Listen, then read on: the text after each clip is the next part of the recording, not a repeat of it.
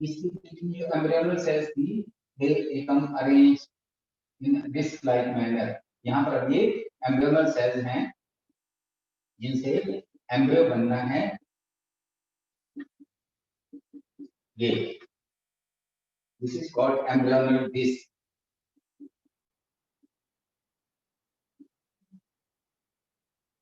इसको थोड़ा प्रॉब्लम आ रही है। एम्ब्रियोनल डिस्क, इस एम्ब्रियोनल डिस्क से सबसे पहले यहाँ से कुछ सेल्स सेपरेट होंगी and form a layer, a complete layer बनाती हैं। This is called endoderm. इसको एंडोडर्म का नेम दिया जाता है, एंडोडर्म फॉर्मेशन। जो एम्ब्रियोनिक डिस्क है इसकी ज्यादा डिटेल अब और बुक्स में होगी, आप एनसीईआरटी को रेफर करें। एम्ब्रियोनिक डिस्क बनता है और एक लेयर सेल सेपरेट होती हैं and form layer called endoderm. फिर कुछ और सेल सेपरेट होती हैं एंड दे फॉर्म मेसोडर्म। जो बाकी सेल बच जाती हैं they get arranged in the form of a third layer called ectoderm. यानी कि जो एम्ब्रियोनल सेल्स थी वो अपने आप को अरेंज करती हैं इन 3 different layers, endoderm, mesoderm and ectoderm, and structure with these 3 germ layers। In 3 germ layers के साथ जो स्ट्रक्चर बना है that is called gastrula। उसको गैस्ट्रूला कहते हैं। गैस्ट्रूला बनने की प्रोसेस को गैस्ट्रुलेशन कहते हैं। अब ये 3 germ layers they will form different parts of body of the fetus during further embryonic development। आगे की जो एम्ब्रियोनिक डेवलपमेंट होगी उसमें जो हमारे डिफरेंट पार्ट्स हैं वो इन्हीं 3 जर्म लेयर से बनेंगे।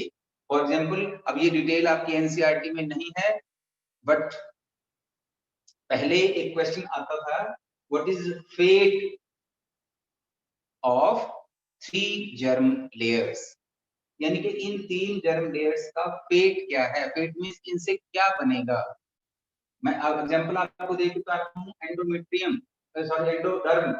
एंडोडर्म से जितने भी डाइजेस्टिव ट्रैक्ट वगैरह हैं या ग्लैंड्स हैं कुछ, वो बन जाती हैं। Mesoderm, major organs, vital organs of the body, बहुत सारे ऑर्गन्स मेसोडर्म से बनते हैं। Nervous system, some part of eyes, ears, वो एक्टोडर्म से बनता है। तो these 3 germ layers give rise to different organs of the body, जिसको कि ऑर्गेनोजेनेसिस कहते हैं। और ये मेंशन किया गया है कि organogenesis is beyond the scope of your NCERT book, तो वो हम नहीं करेंगे, सिर्फ कुछ एक पार्ट्स को लर्न कर सकते हैं कि इनसे क्या बनता है। राइट, अब डेवलपमेंट स्टार्ट हो गई है। कैसी डेवलपमेंट हो रही है?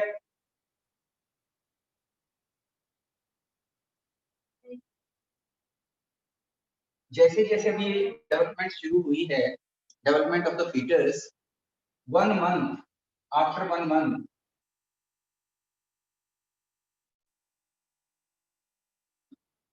आप अपने एनसीईआरटी को एक बार देखिएगा कि after 1 month heart of the foetus is form. Foetus का हार्ट बन जाता है and sound and good health of the foetus can be known by stethoscope. उसकी हार्ट बीट को सुन के स्टेथोस्कोप से डॉक्टर्स जो हैं वो अंदाजा लगा सकते हैं। चेंजेस हैं ये एम्ब्रियोनिक डेवलपमेंट में, चेंजेस ड्यूरिंग एम्ब्रियोनिक डेवलपमेंट। यानी कि आफ्टर 1 मंथ, जब फीटस 1 मंथ का अपनी डेवलपमेंट कंप्लीट कर चुका है, तो उसमें हार्ट फॉर्मेशन हो जाएगी, और डॉक्टर्स जो हैं इस स्टेज पर हार्ट की जो बीटिंग है उससे जज कर सकते हैं अबाउट द हेल्थ। लगभग आफ्टर सेकेंड मंथ,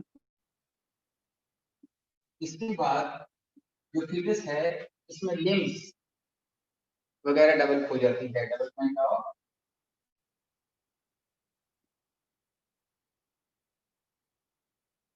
लिम्स। ये सारा जो प्रोसेस में चेंजेस आ रही हैं, दे अकर ड्यूरिंग जेस्टेशन पीरियड। ये जेस्टेशन पीरियड की चेंजेस हैं, चेंजेस ड्यूरिंग एम्ब्रियोनिक डेवलपमेंट और ड्यूरिंग जेस्टेशन पीरियड। ये भी मैं क्लियर कर दूं आपको कि जेस्टेशन पीरियड क्या है। फिर मैं और चीजें दूंगा, 1 मिनट के लिए मैं बैठ जाता हूं कि जेस्टेशन पीरियड ये वो पीरियड है during which foetus is development. Gestation period के दौरान है, and gestation period in human is about 270 days। इसको 270 डेज का माना गया है। एलिफेंट्स में आई थिंक काफी लंबा जेस्टेशन पीरियड होता है, 640 to 645 days. African elephant, Asian elephants, इनमें 640 to 645। ह्यूमन का ये है, एलिफेंट का मैंने आपको बताया। आपके ग्रुप में क्वेश्चन मार्क लगाया गया है कि एलिफेंट में जेस्टेशन पीरियड कितना है। It is about 640 to 645 days. Elephant, cat है, डॉग है, इनमें जेस्टेशन पीरियड जो है it is about 60 to 70 days. अलग अलग जेस्टेशन पीरियड होता है, but even that it is related to the size of the animal, size से रिलेटेड है। इस जेस्टेशन पीरियड की चेंजेस मैं आपको बता रहा हूं। फर्स्ट मंथ की मैंने चेंजेस आपको दी हैं, सेकेंड मंथ की मैंने चेंजेस आपको दी हैं, विजिट्स आ गई हैं। अब by the end of first trimester यानी कि थर्ड मंथ के बाद all major organs are of,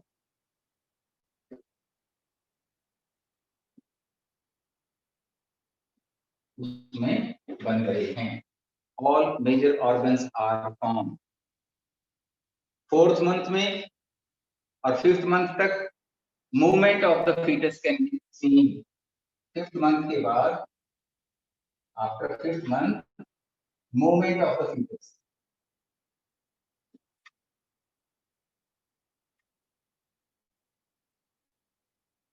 can be notice. Movement notice की जाएगी।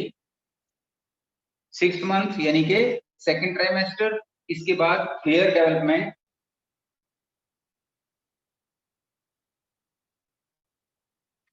सेकेंड,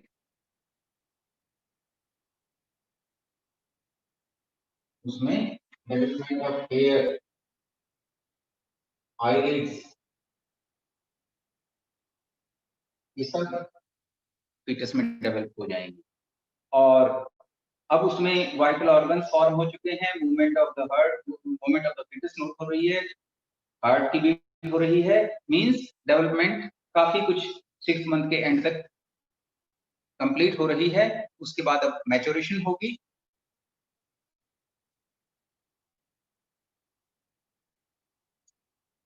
और जो फीटस है बाय द टाइम 270 डेज तक आने तक ये अपनी बिल्कुल मेच्योरिटी और अपने पूरे ऑर्गन्स को डेवलप करके it is ready to be delivered now. अब हमारे पास पार्चुरेशन का टॉपिक आ जाएगा। पार्चुरेशन, पार्चुरेशन क्या है? Parturition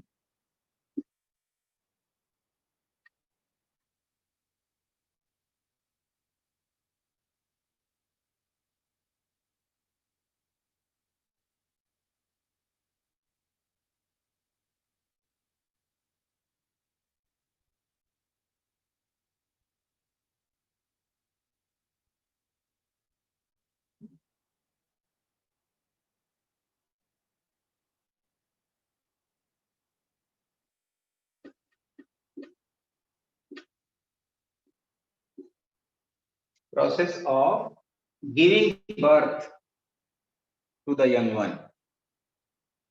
Process of giving birth to the young one.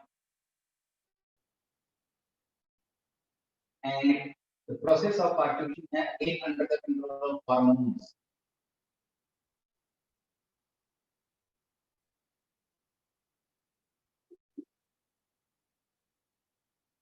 Parturition process of giving birth to young one. When gestation period is complete, gestation period complete हो गया है, fetus has completed its development, fetus ने अपनी development complete कर ली है and it is ready to be delivered now. तो neuro hormonal कुछ changes develop होंगी जिनसे फीटस इजेक्शन रिफ्लेक्स जनरेट होगा। इसको इंपॉर्टेंट समझिए, फीटल इजेक्शन रिफ्लेक्स। रिफ्लेक्स आप समझते होंगे, but mean by reflex actions in the body. अगर याद आ रहा है तो ठीक है, नहीं तो reflex action. What are reflex actions? उसी तरीके के रिफ्लेक्स बॉडी में है। रिफ्लेक्स एक्शंस या रिफ्लेक्स एक्शन इज सडन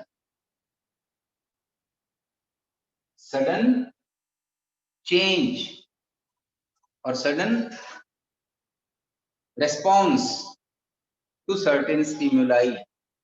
कुछ स्टिमुलाई होते हैं, उनके सडन रिफ्लेक्शन रिस्पॉन्स को हम रिफ्लेक्स कहते हैं। यहाँ पर ये एक न्यूरो एंडोक्राइन रिफ्लेक्स है।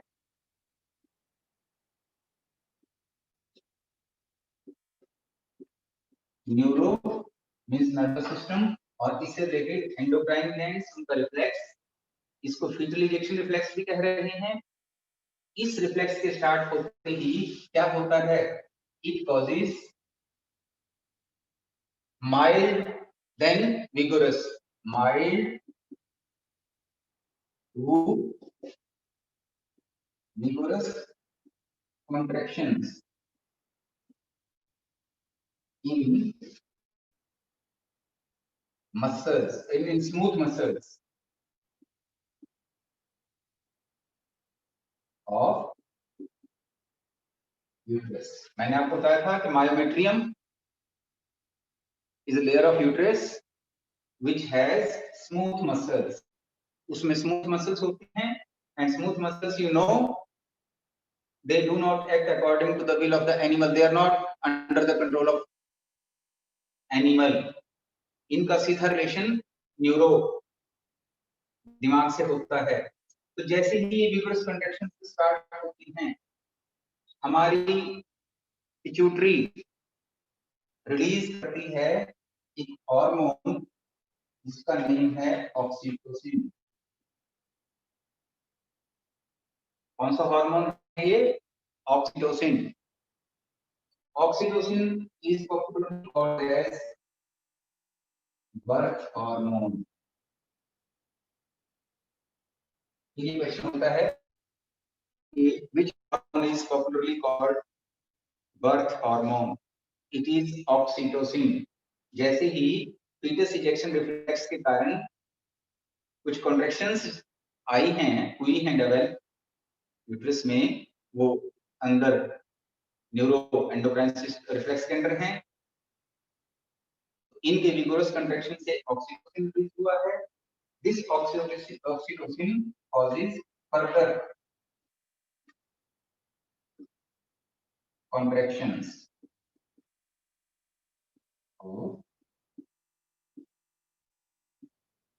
uterine muscles, and fetus is expelled out of the uterus through vagina.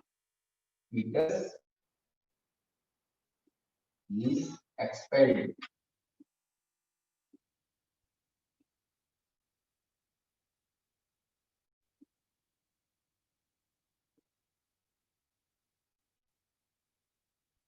इसके बाद क्या होगा? आफ्टर चाइल्ड बर्थ जो रिमेनिंग पार्ट ऑफ प्लेसेंटा है that is also expelled out. एक और wave of contraction after the birth of child, कुछ देर के लिए कॉन्ट्रैक्शंस बंद होंगी and then again a wave of contraction arises to expel another contraction. The wave of contractions start which expel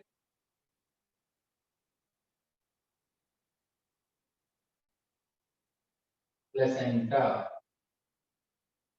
जिसको के आफ्टर बर्थ भी कहते हैं, प्लेसेंटा और आफ्टर बर्थ. अब जा करके डिलीवरी को कंप्लीट माना जाता है. Child has been delivered and after birth भी एक्सपेल हो गया है. This completes the process of parturition. इससे पार्चुरेशन की प्रोसेस कंप्लीट हुई है. तो इंपॉर्टेंट पॉइंट क्या है आपके पास क्वेश्चन में? which injection doctor give during delivery? तो it is an injection of oxytocin hormone. ये ऑक्सीटोसिन हार्मोन है जो नेचुरली बन रहा है during foetal ejection reflex neuroendocrine mechanism से. फिर भी अगर इसकी कंसंट्रेशन कम है तो oxytocin is artificially given to induce more labour pains and this helps in easy and early delivery of the child.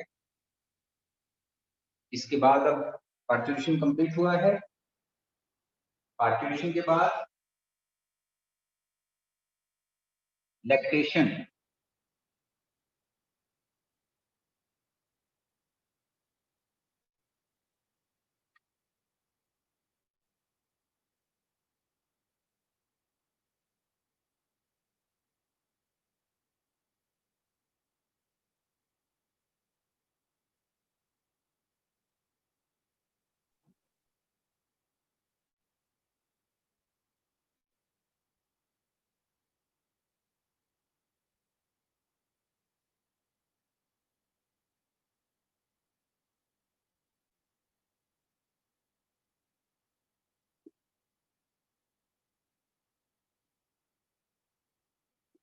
Lactation means feeding of the young one. अब वो फिंगर्स में रखा.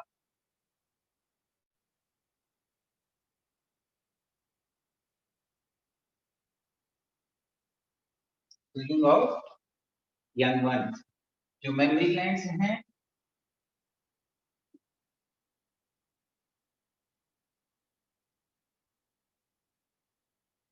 they become active during pregnancy. ये mammary glands active हो गई हैं and start producing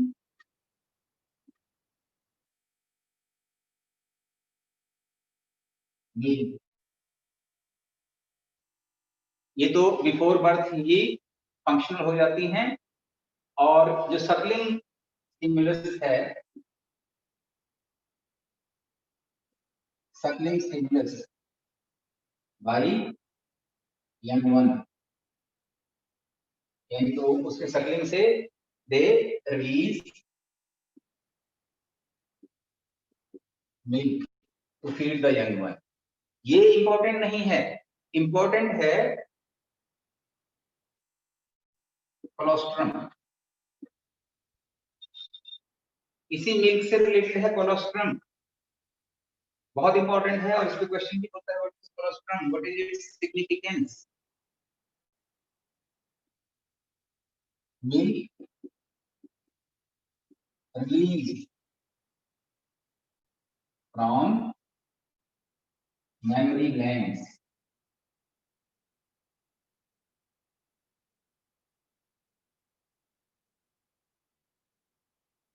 in the beginning, जो शुरू में कुछ दिन तक for few days वो मिल्क नहीं बल्कि एक येलो कलर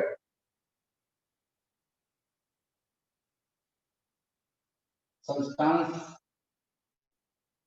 रिलीज होता है. It is not milk. This yellow colour substance is called colostrum. इसको कोलोस्ट्रम कहते हैं. This colostrum is rich in antibodies. This colostrum is rich in antibodies. और antibodies आप जानते हैं, antibodies provide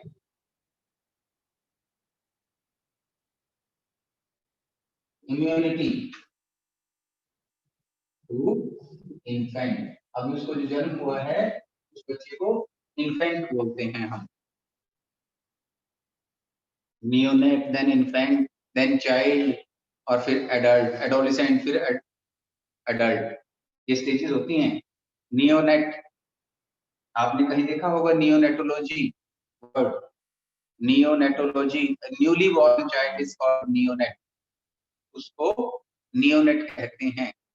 विद इन 2 और 3 मंथ्स वो इन्फेंट बन जाता है. इन्फेंट जब वो आपके कुछ उनको समझने लग जाता है. देन चाइल्ड, फिर एडोलेसेंट एंड देन एडल्ट. ये स्टेजेस हैं आपकी लाइफ की. इनसे हमारा अभी कोई मीनिंग नहीं है. हम फिर से कोलोस्ट्रम आ रहे हैं. तो colostrum is rich in antibodies and these antibodies they provide immunity to the infant. Immunity means, what do you mean by immunity? Immunity means resistance to disease. तो इस बात से हम समझ सकते हैं इंपॉर्टेंस ऑफ ब्रेस्ट फीडिंग. कि breast feeding की क्या सिग्निफिकेंस है. एक बेबी जो ब्रेस्ट फीडिंग पर है he will get colostrum, उसको कोलोस्ट्रम मिलेगा. इसमें न्यूट्रिएंट्स तो हैं ही, एंटीबॉडीज हैं, कुछ और न्यूट्रिएंट्स भी हैं, वो उस बच्चे को मिलेंगे. और इसकी बजाय अगर हम बॉटल फीडिंग कर रहे हैं तो उसको कोलोस्ट्रम से बच्चा वंचित रह जाएगा. और कोलोस्ट्रम के ना मिलने के कारण उसको दूसरे बच्चे की कंपैरिजन में उसमें इम्यूनिटी कम होगी. तो what is colostrum, what is its significance? Colostrum ने ना केवल न्यूट्रिएंट्स बच्चे को दिए हैं, इसने न्यूली बॉर्न बेबी को एंटीबॉडीज प्रोवाइड की हैं. And these antibodies they provide immunity to baby. उसको इम्यूनिटी दे रही हैं. In course of time immune system develop होगा और वो हेल्दी बनता चला जाएगा. तो आप कोलोस्ट्रम की सिग्निफिकेंस को ध्यान में रखिए.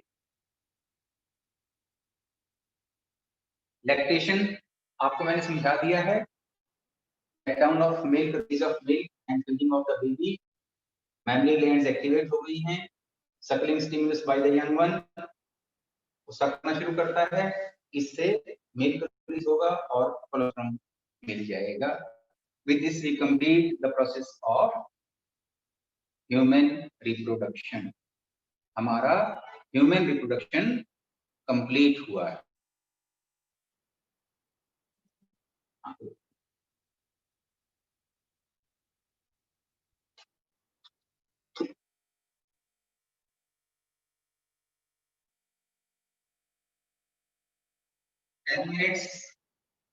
लेफ्ट. तो अभी हम अपना टाइम वेस्ट नहीं करेंगे.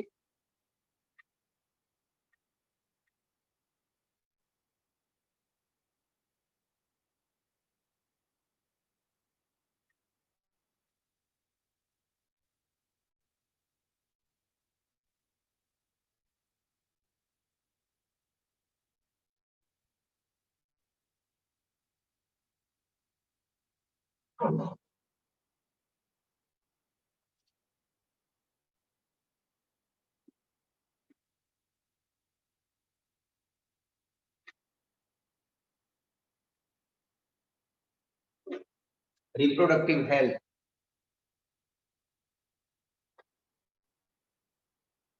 ये भी इसी टॉपिक से रिलेटेड टॉपिक है।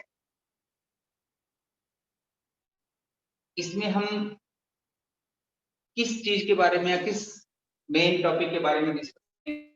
देखिए, अगर व्यू पॉइंट से देखें तो इसमें एक इंपॉर्टेंट होगी आपकी एमनियोसेंटेसिस। अदरवाइज अगर मैं इसकी बैकग्राउंड आपको बता रहा हूं, आप मीडिया से देखते हैं, पॉपुलेशन की बात अगर हम कर रहे हैं, पॉपुलेशन कंट्रोल की, what do mean by population explosion, ये बातें हमारे डिस्कस करने की नहीं है यहाँ पर। अब what do mean by population explosion है, कुछ ही कम समय में abrupt rise in population is called population explosion। जब पॉपुलेशन एक्सप्लोजन होगा तो हमारे को कई तरीके की हेल्थ प्रॉब्लम्स आएंगी, इन्हीं के बारे में हम यहाँ पर डिस्कस करेंगे। एसटीडीज बढ़ेंगी, तो कैसे कैसे इस पॉपुलेशन को कंट्रोल किया जाए, मेन स्ट्रेस हमने इस पर लेना है, यानी कि कॉन्ट्रासेप्टिव। बट बिफोर कॉन्ट्रासेप्टिव्स, जो मेन टॉपिक है, जो बाकी का है हिस्टोरिकल, आप अपना थोड़ा पढ़िएगा एनसीईआरटी से कि पहले हमारी पॉपुलेशन क्या थी, उसके बाद कितनी बढ़ गई, पूरे विश्व में कितनी बढ़ गई, तो इसको कैसे कंट्रोल किया जाए, यही हमने इसमें डिस्कस करना है। कॉन्ट्रासेप्शन, क्या प्रॉब्लम्स आ सकती हैं, देखिए, और हम इसमें क्या डिस्कस करेंगे। कई जगह प्रॉब्लम होती है कि रिप्रोडक्टिव एज आने पर भी रिप्रोडक्टिव एबिलिटी नहीं आ रही है मेल या फीमेल में, उसके क्या कॉजेस हो सकते हैं, वो भी हम इसमें डिस्कस करेंगे। पॉपुलेशन एक्सप्लोजन को कंट्रोल करने के लिए डिफरेंट कॉन्ट्रासेप्टिव इसमें डिस्कस करेंगे, टेस्ट ट्यूब बेबी को डिस्कस किया जाएगा, ये सभी टॉपिक्स हम इसमें डिस्कस करेंगे। इन सबसे पहले हम एमनियोसेंटेसिस, जो कि पॉइंट से इंपॉर्टेंट है, इसको डिस्कस करेंगे। What is this technique amniocentesis? ये एक प्रीनेटल टेस्ट है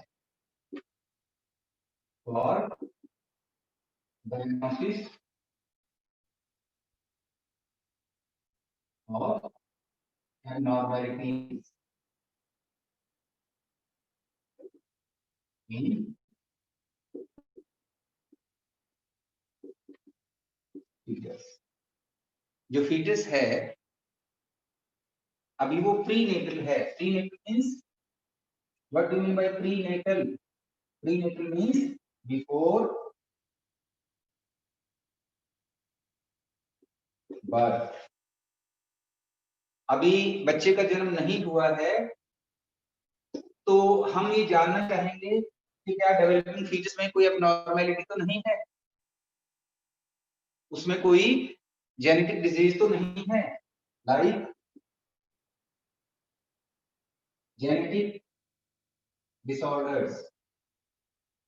क्या बच्चे में कोई down syndrome, Turner syndrome, Klinefelter syndrome, क्या इस तरह का कोई जेनेटिक डिसऑर्डर तो नहीं है, या बच्चे में कोई और इनक्योरेबल बीमारी तो नहीं है, ये जानने या एमनियोसेंटेसिस किया जाता था।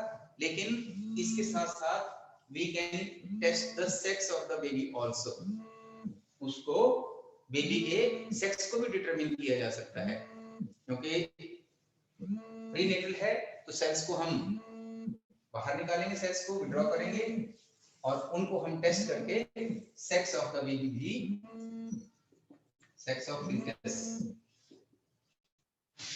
Can also be known.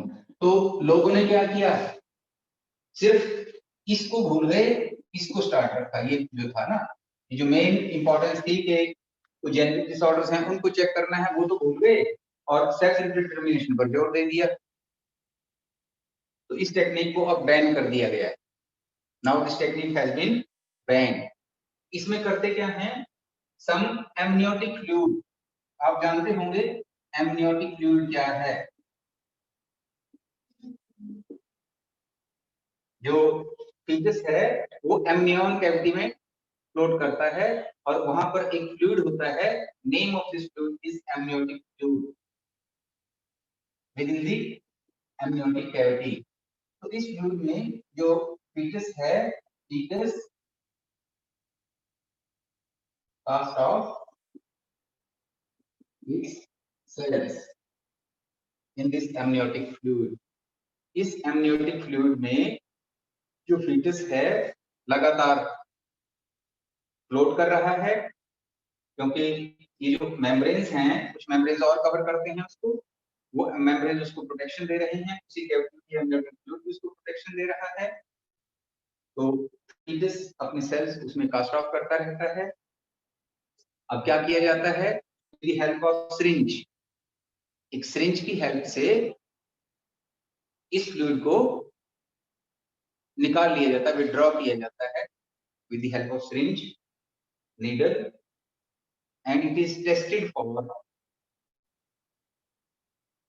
it should be tested for genetic disorders।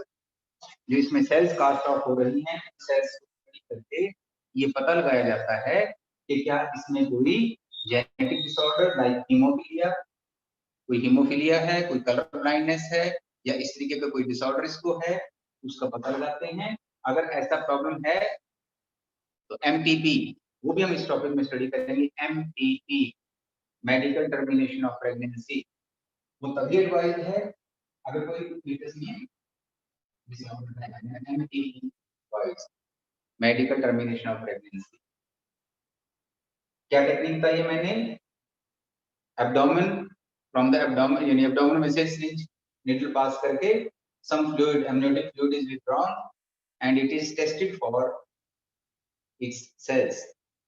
उन्हीं सेल से हम फीटस का सेक्स भी डिटरमाइन कर सकते हैं और जेनेटिक डिसऑर्डर्स भी डिटरमाइन कर सकते हैं। But technique is dangerous. अब जरा सी भी नीडल अगर फीटस को टच हो गई या हो गई तो उसमें कुछ भी प्रॉब्लम हो सकती है, कोई इन्फेक्शन हो सकता है। तो इस इन वजह को देखते हुए और इसके मिसयूज को देखते हुए, जिसमें मिसयूज का सेक्स और फीटस का पता लगाने का, इसको देखते हुए this technique has been banned, इसको बैन कर दिया गया है। तो हमने एमनियोसेंटेसिस को इसमें स्टडी करना है, इसमें हम टॉपिक में देखेंगे। एमनियोसेंटेसिस मैंने आपको क्लियर कर दिया है कि एमनियोसेंटेसिस क्या है। हम इसमें कुछ एसटीडीज के बारे में भी बात करेंगे, एसटीडीज, क्योंकि रिप्रोडक्टिव हेल्थ के बाद एडोलेसेंट हेल्थ भी हमारे पास है। तो क्या किसी टाइप की एसटीडीज तो हमारी सोसाइटी में नहीं है? STDs means sexually transmitted diseases. आप इनका मीनिंग ही समझ गए होंगे, diseases which spread through sexual contact with infected person। तो इनके बारे में भी हम इसमें सिफिलिस है, गोनोरिया है, एग्जांपल्स हैं ये,